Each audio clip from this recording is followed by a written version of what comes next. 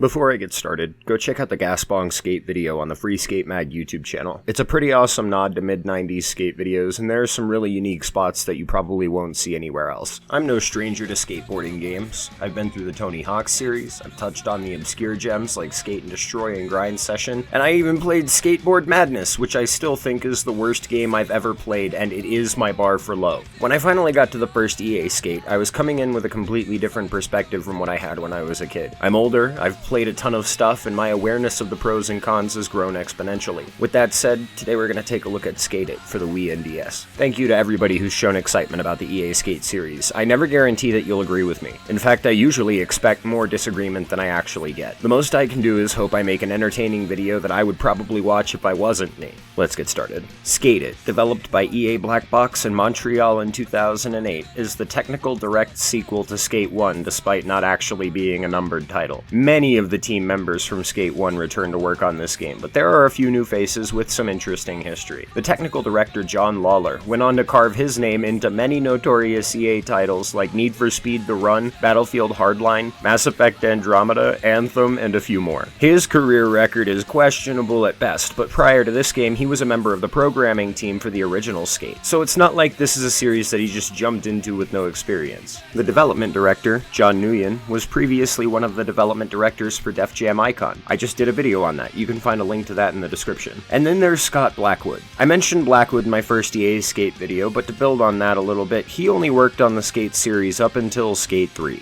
He was credited with a special thanks for Skate 3, but he didn't come back to hold the same executive producer role. I first played this game after buying it during a road trip back in 2009 or 2010. We had a small amount of money for souvenirs from the trip, and the souvenir I wanted the most was the single copy of Skate It sitting on a GameStop shelf in a mall. On the road trip back home, I sat for 6 hours waiting in anticipation so I could get back and grind away at it. I spent a long time with this game as a kid, but this experience is completely different. It's not worth setting up a Wii controller to work with my PC for Dolphin, and it's not worth buying a capture card to record a Wii game, so instead of doing that, I created a new controller set up specifically to play this. We're doing it Flick It style. The career mode here is pretty much a direct sequel to Skate 1. The player takes on the role of a local skater from San Vanalona, and with the help of the handy cameraman, the idea is to hit it big as a pro skater. But there's a catch. San Van has been completely destroyed by a natural disaster. Obviously, that means the only logical option is to skate the cool destroyed shit before it's gone. Anybody who played the main series but didn't play this would probably have no clue that this is why the city is New San Vanalona in Skate 2. This time around, San Van's been broken up into levels instead of being a world map, so the idea is traditional. We go from map to map completing goals to move on. We aren't just stuck in San Van the entire time either.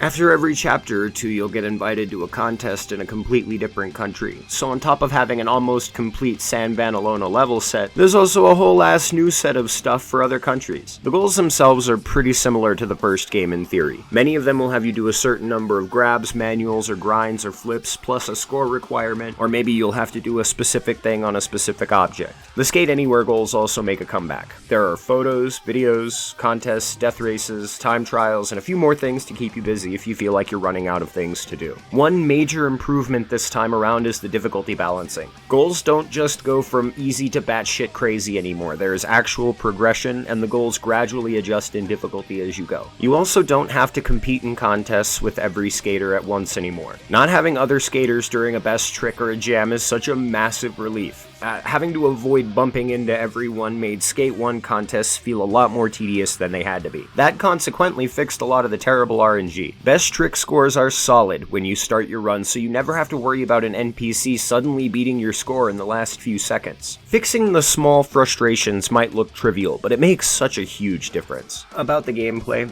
I'll quickly explain how the game is supposed to be played before I dig into how my twin-stick controls feel. You can play this game with one of 3 different control styles. First is the balance board. I never did this because I didn't have a balance board, so I don't know what that feels like. The next style is Wii Remote and Nunchuck. This is really the primary control scheme. You can perform flips by doing different motions and flicks with the Wii Remote. You can do grabs with the B trigger, you turn with the right analog stick, and there are a couple of other things in there too, like coffin by holding A and B at the same time while you're on the ground. I remember it being mostly responsive, with the exception of a couple of advanced flips. The last control scheme is Wii Remote only. This is how you play this game if you enjoy painful experiences and physically damaging your wrists. You have to do a lot of twisting left and right to turn the board, and that can lead to accidentally inputting a lot of things that you didn't intend, and also carpal tunnel. Now for my own twin stick controls. I emulated the Wii and nunchuck scheme by mapping the right analog stick to the various Wii remote motions, and it surprisingly works really well. It's not totally consistent, but it works more often than not. This is honestly the biggest problem with this game. The Wii Classic controller came out in 2006, 2 years before this. The Wii had a twin stick controller. This game definitely would have been better if they had opted to use that instead of going for 3 different motion controller schemes. Seriously, the Wii remote only setup shouldn't even exist. A classic controller scheme should have been a no-brainer. Putting that aside, the gameplay is actually really good. Collision is tight and precise, the physics feel really well developed, the flip and roll system works perfectly, the complete list of tricks makes a return, you can do 1-foot grabs, like I said you can coffin, and the ragdoll effects are incredibly impressive. I remember it being a solid experience with the motion controls as a kid, but there really is no comparison to having regular stick controls. Skate is just meant to be played this way. Visually, this game is mostly great. Mostly. The maps themselves all look incredible. There's a really high concentration of skatable objects, the textures look good, there's not much compression, I mean it really is solid. The speed of steep inclines looks great, the tricks look fine, and the completely new maps also manage to look really good and they fit in well with the sand van stuff. But what the fuck happened to the custom skater model? Who looked at this and thought this was acceptable? Are those hands? Does my man have a ribcage? Is this one of the many children of Erp John? Seriously, what happened? This is the model you have to look at the most. It sticks out like a sore thumb. I could probably make more jokes about it, but the biggest joke is that it just is this way at all. The rest of it is so good, but they treated this character model like it was something you would put in the background far away. The soundtrack is great, and thematically in line with other great skateboarding game soundtracks. There's a good mix of punk, metal, funk, and rap, but unlike most other similar set lists, this one is made mostly of obscure stuff. There are appearances from names I recognize like Judas Priest, The Clash, LL Cool J, and a couple others, but then there are bands I've never heard of before and don't remember like Ponce de Leon, Money Your Love, and Dayton's Sidewinders. I would be lying if I said I listened to this game's music a lot as a kid. By this point, I was usually listening to my own set list of things over games, so I wasn't really paying attention to it back then. But it's a pretty good soundtrack. I think a portion of it was also used in Skate 2, but I'm not 100% on that. Finally, this game has an excellent collection of real-world skateboarding footage, and it's used really well. When you press New Game for the first time, the first thing you see is a compilation of skateboarding clips from the various riders featured in the game. The story isn't even allowed to get started before the game reminds you that what you're about to simulate is a real thing that people actually do. Life is beautiful. It's short, action-packed, and people are always doing the craziest shit. You don't have to be the gnarliest guy in the room. You don't even really have to be good at most things. The thing that makes life so worth living is just being in the moment with the experiences. With all of that out of the way, I'll go ahead and give Skate It for the Wii a rating of 8 out of 10.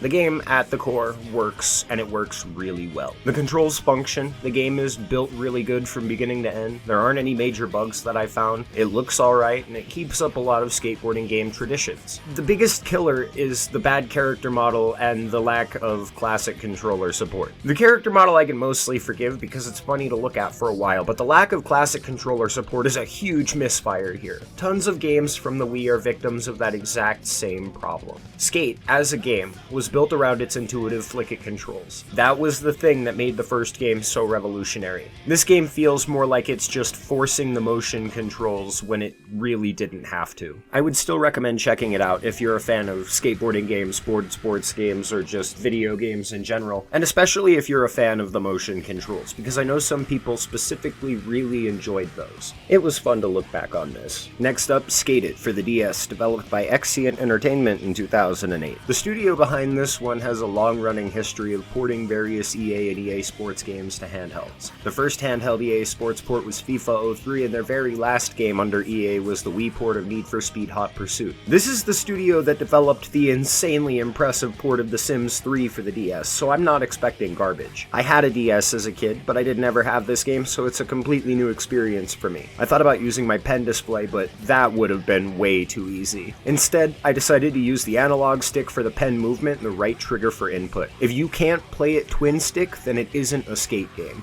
The career mode here is a faithful mirror of the Wii port, but way worse and loaded with problems. For starters, there are NPCs again, so we've gone back to getting bodied by random skaters during goals. It's impressive to see NPCs on the DS in a game like this, but also one of my favorite parts of the Wii port was that I wasn't constantly running into other skaters. And that was nice because the controls were unusual. The logic should have also applied here. Sometimes goals just don't work. You'll meet the requirements and not win, but then bail shortly thereafter, and for some reason that counts and still works. That happens a lot. This game also sees the return of the actual worst challenge from Skate 1. The Stone Book Score Challenge sucked so much, and it sucks even more here because the scaling is totally fucked up. The difficulty balancing has also reverted back to bullshit. 1 second you'll be doing a goal that is literally just jump over a table, and the next you're doing a very complicated and very tightened checkpoint trial through a very complicated course.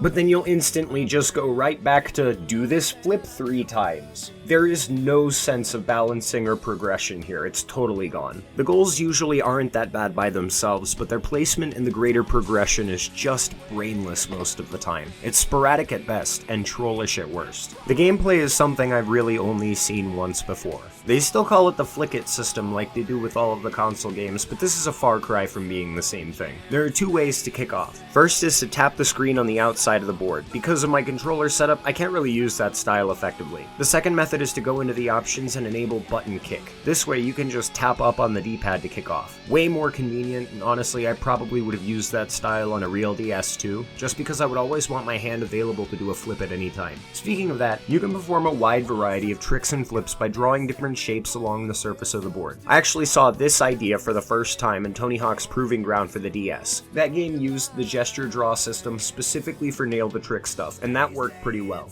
To do an ollie, you have to draw a line from bolt to the nose. To do a nollie, you draw a line from bolt to tail. A part of me feels like those should be the other way around. Like, a downward bolt to tail draw should simulate popping the tail instead of airing the back foot. Like every other skate game, tricks are separated between beginner, intermediate, and advanced, but in this game, particularly, it feels like the advanced flips just don't work correctly most of the time. Their motions are so similar to other motions in the intermediate set that you just end up doing shit that doesn't even come close to what it looks like you're doing. There were also a lot of times where inputs would just do nothing at all, which was kind of tedious and frustrating after a few minutes. It didn't really seem to make a difference whether or not I was using the analog stick or my mouse either. With the mouse it was much faster and I could be more precise, but inputs worked less often. With the analog stick it was more consistent, but it still didn't work a lot of the time. You can grab while you're in the air by holding the left or right bumpers, and you can spin and flip in the same style as the console games. The flips and rolls system, for as good as it looks, does not work that well. Backflips usually cause auto bail on smaller ramps, and front flips move so much slower than backflips that you can't even land them. That's made much more frustrating by the fact that ramps will force auto exit at random. You can exit from a ramp by holding up on the D-pad or by holding a nollie position, but even if you aren't doing that, the game will just assume that you're trying to exit from a ramp a lot of the time. That completely ruins the vert part of the game, since it's almost impossible to keep yourself inside of the smaller ramps and bowls. The 3-kick rule for speed doesn't apply here. I found out during a checkpoint trial that holding kick forward is actually just necessary to maintain full speed. I'm not really sure why it's like that. The entire game isn't bad. There are good things here. A lot of tricks do work as they're intended to work. The challenges are fun. There are not that many major bugs, but there are a few. There are just all of these weird, crazy design problems that interfere with the parts of it that are good. Visually, this is one of the weirder games I've played. The actual map detail is way good for what it is, but the map scales are super small. Most of them are smaller than the maps from Thrasher, Skate, and Destroy. Impressively, the draw distance is full for maps. Unfortunately, skater models and some objects don't share that same draw distance logic, so you may accidentally bump into an NPC that you literally couldn't see coming. There's also a weird issue with the color palette where half of it is gray and blends into itself, and the other half is nicely contrasting. There's not a lot of dark volumes anywhere though, so it's really hard to figure out the depth a lot of the time. My depth perception relies on the dark and light hues that just don't exist here. This was a DS game, and you probably noticed that I'm playing in an upscaled resolution, but just get a look at the original resolution. A lot of this would have been actually unplayable because of how hard the gray blends into itself. The soundtrack is a severely cut down version of the Wii port, featuring only 4 songs in total. Fuck me, really? Proving Ground for the DS had 13 songs from its soundtrack, and that was along with a complete set of large maps, as well as a collection of real-world skateboarding footage. And that was eating valuable card space. This game doesn't have nearly enough content to justify the insanely small music variety. Honestly, it's kind of embarrassing. This is a handheld console that you would take out and about with you. The music should matter here more than it matters on a console, you would think. Finally, there is actually a collection of skateboarding footage taken from the Wii port, except it's been bit crushed to hell and it's kinda hard to watch. Some of it is really good, but with a clip like Danny Way's Big Air, you can't even fucking see what's happening. You can barely tell that that's a person. It's always good to have the footage, because it's a good reminder that life is short and you can go fill it with excitement, but in this case, skaters who played this probably would have been playing while taking a break or something during real skateboarding sessions. They didn't need to get inspired because they were probably already out doing something. This is really just wasted card space, and it probably could have been used for music instead. With all that out of the way, I'll go ahead and give Skate It for the DS a rating of 4 out of 10. And while I'm at it, I'll go ahead and update my rating of Tony Hawk's Project 8 for the PSP to a 5 out of 10. Because I cannot in good conscience say that this is better than that. It is so much worse. It's really frustrating after coming away from the nostalgia I had with the Wii version. This was a hard cliff dive. There are 2 Tony Hawk games for the DS that are better by the widest of margins. Project 8 for the PSP was made a lot better after playing this. It's just a better option if you're looking to waste some time. But realistically, if you were looking for a great portable skateboarding game, Thug 2 Remix was the way to go. This game has interesting ideas. The gesture trick system is actually really cool. I would have loved to see an improved version of it, but the rest of the game is just mediocre at the peak. I wouldn't have even been able to play this game as a kid because of the visuals alone, never mind the insane difficulty imbalance, or the broken flip and roll system, or the inconsistent advanced gestures. I can't hate it, because I've played worse and I know how bad it actually could have been. Go check out Skateboard Madness if you want to see what the worst of the worst looks like. My video on that game doesn't do it any justice. I actually would recommend playing it at least once to see exactly how shit garbage some games really are. It's a strong wake-up call, but I can't deny that this game is really a stain on a great series. The best thing it has going for it is that you can comfortably emulate it with the analog sticks, but really that's just putting shoe polish on a fake silk robe. It'll make it shinier, but it won't turn it into real silk.